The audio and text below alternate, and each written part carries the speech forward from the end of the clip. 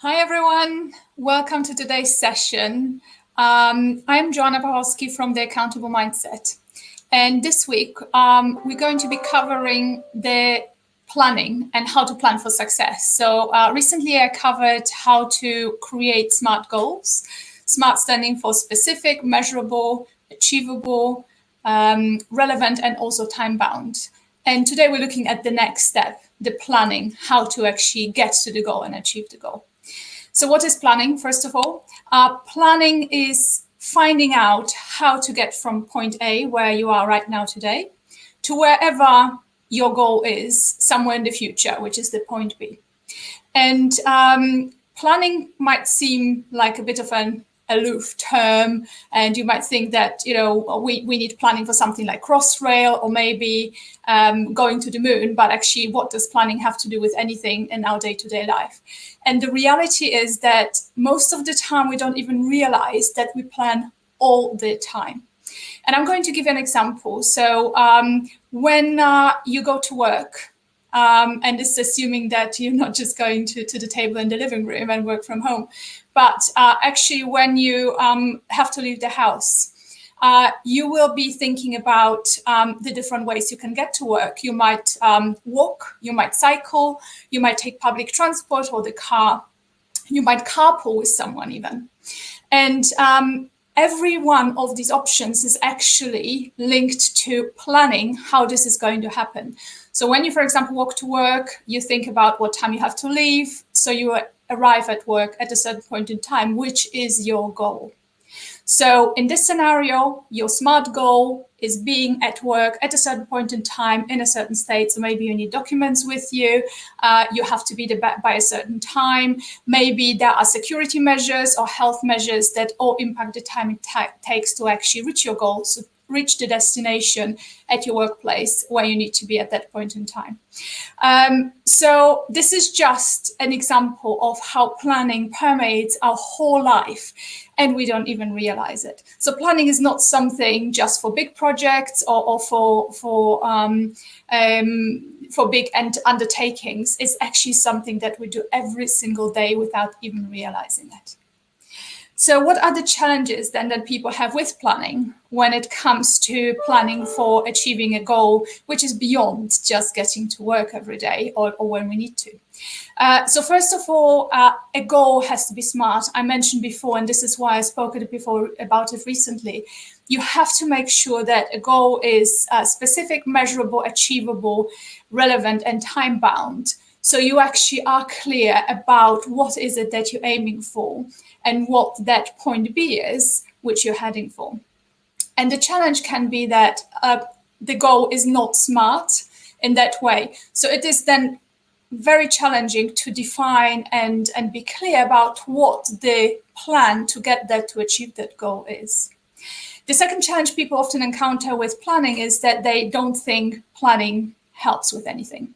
So this might be because they are not even aware that they are planning. Like the example I gave, going to work, for example, is you might not even consider this planning, but actually it is. It just all happens probably in your head, and you've done it many times before, so you don't even think about it as planning. People who don't believe in planning might be also finding that when they do something, it might take them a longer time than it would had they planned for it, because we're not living on an island. So we have to actually interact with other people to get to that point B most of the time. So not having a plan, not being able to share it with others might mean that actually this is not going to bring the desired effect, slows us down, or maybe even stops us from achieving as good a goal or the exact goal that we had in mind because we didn't have the plan firstly laid out, but also to share with others. What also happens, and this can be a challenge, is, and I partly related to mentioned it before, is that we think about ourselves as an individual. So we're so determined to actually achieve that goal that we don't necessarily consider people around us and some of the changes that not just ourselves might have to make, but others as well. So to think about a specific example, when, for example, someone is maybe going for a promotion, this might mean additional training that they have to undertake. It might mean maybe longer hours in the office. It might mean maybe accompanying a colleague, shadowing a colleague to better understand the role and what would that promotion mean for ourselves. So these are all changes that we have to make. And during the time where we're actually dealing with the investment for the future, there will be something that we will not be doing during that time. Maybe spending time with the family, maybe picking up kids from school, maybe the commitment to sports that we had. Something is going to give during that time. And sometimes we forget that time is not a rubber band, and we really have to factor in everything planning ahead that we're going to do or no longer do for the period of time that we're really aiming for that goal and focusing on achieving that goal. So do let me know if you have any questions at any point in time, please, in the chat, while I'm moving forward with the planning content. So when we start looking at the plan and how to achieve a plan, there's normally two ways. One is planning forward or planning ahead using the GROW model, and I'm going to cover this in a moment. Or the other way, how we can plan, is actually look at where we are right now, where we want to get to, so the goal, and then reverse engineer back from the goal how we are going to get to that goal.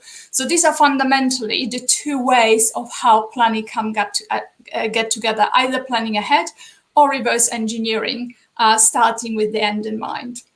So in both cases, these are slightly different models, but there are certain things that need to be covered and achieved in every single case to make the plan as flexible and as achievable as possible.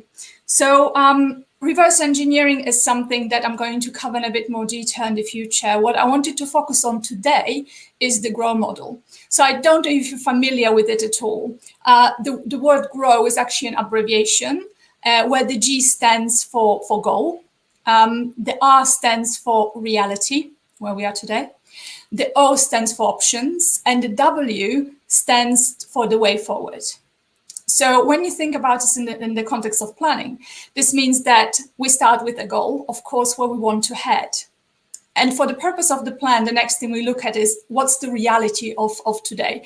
Do we have any constraints? Can we achieve the goal easily? Are there any limitations that we have at this point in time? So what is our reality in which we face today? And the next step is then looking at the different options, so effectively planning scenarios, if you like. So to get from A to B, there are normally more than one or maybe even two ways of how this can be achieved. And not all of them are equal. There are different challenges, maybe different constraints, different investments, even timeframes that have to be made to achieve a certain goal.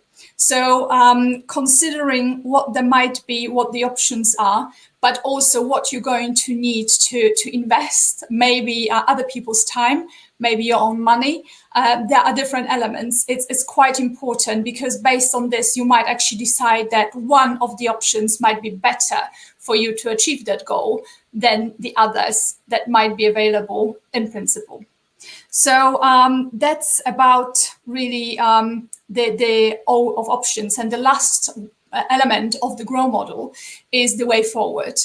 And the way forward considers really what's going to happen on the journey.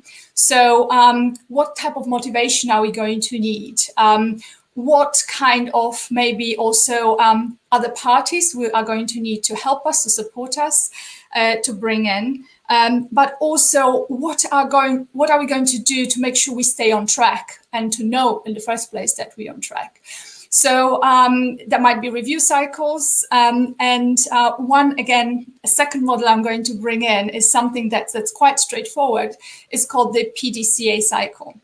So when you have a plan, first of all, within the cycle, you assume that this is your starting point. So you set out to do something very specific, and you have planned how you're going to get from A to B. So the P in the PDCA cycle stands for the plan. What happens next is actually the do, so the action. So this model assumes that you very much start working on your plan, executing your plan.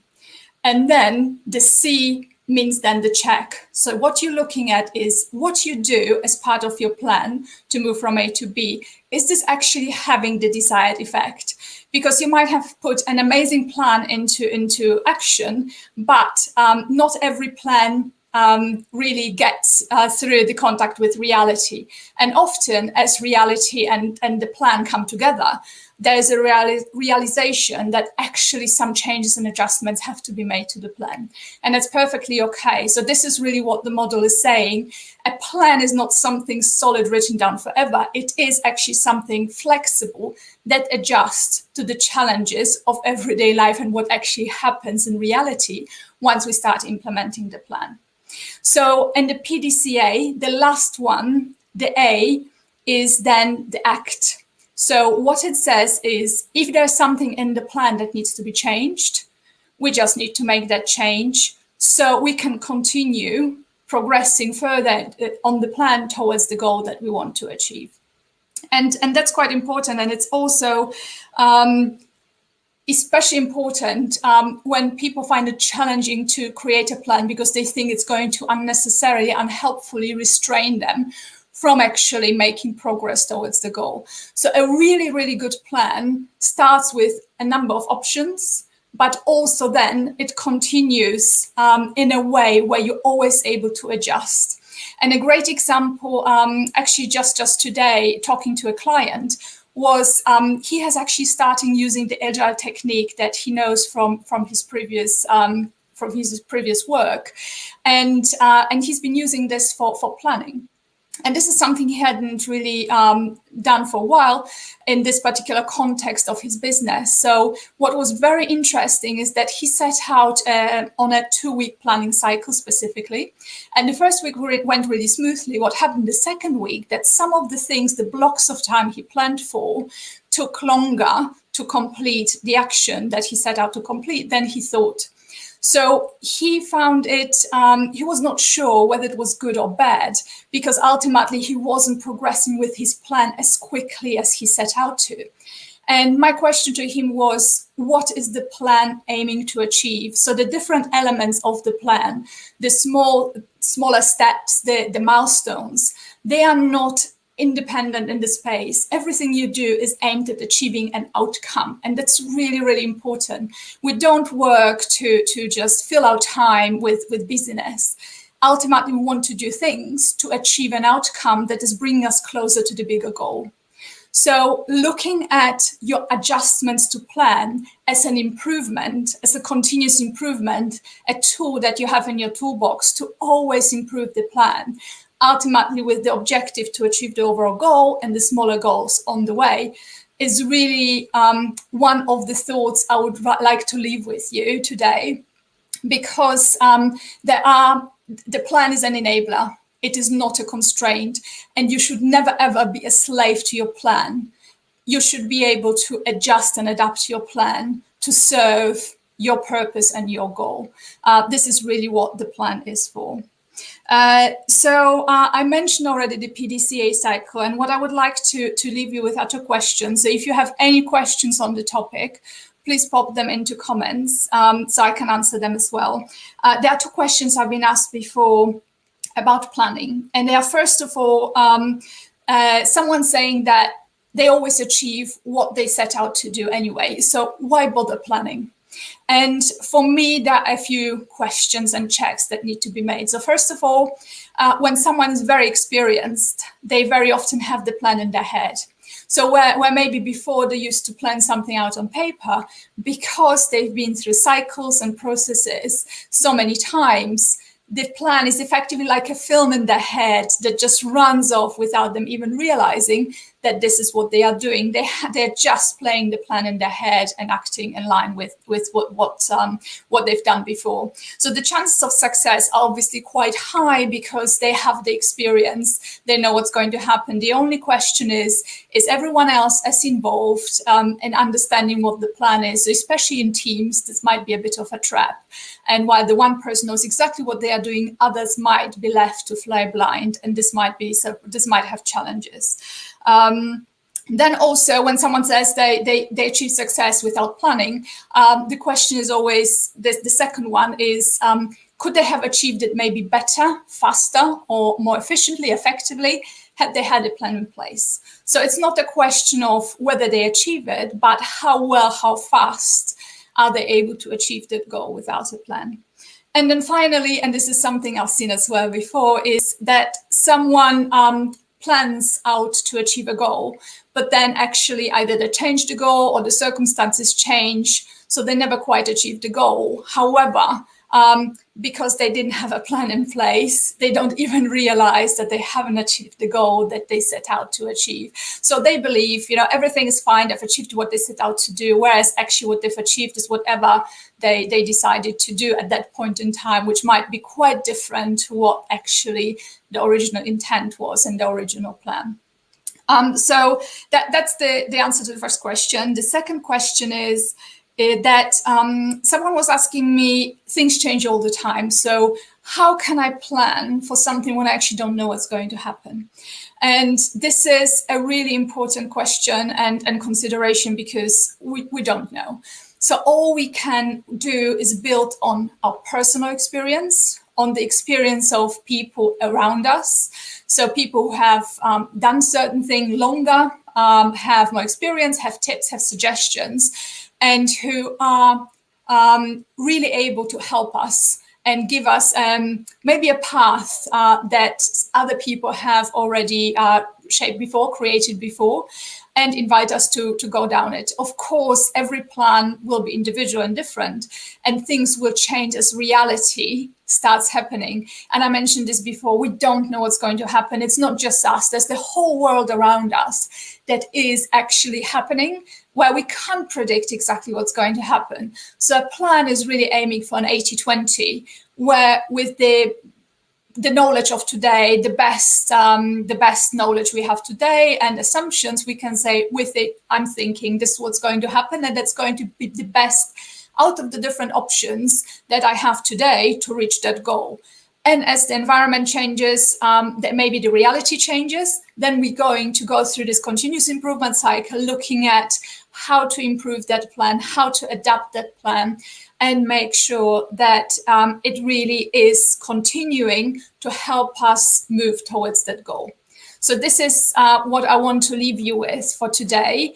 Let me know if you have any questions on anything I have covered today around planning, which is a really important tool, a plan on the way to achieving goals. I'm just looking at the chat. I don't think there are any questions. All right, if there is anything at all you want to follow up on with me, please contact me either at the Accountable Mindset Community Facebook group or at joanna@theaccountable-mindset.com. I'm always very happy to answer any questions and support you on your journey towards your goal this year. Thank you very much, and I will see you next week.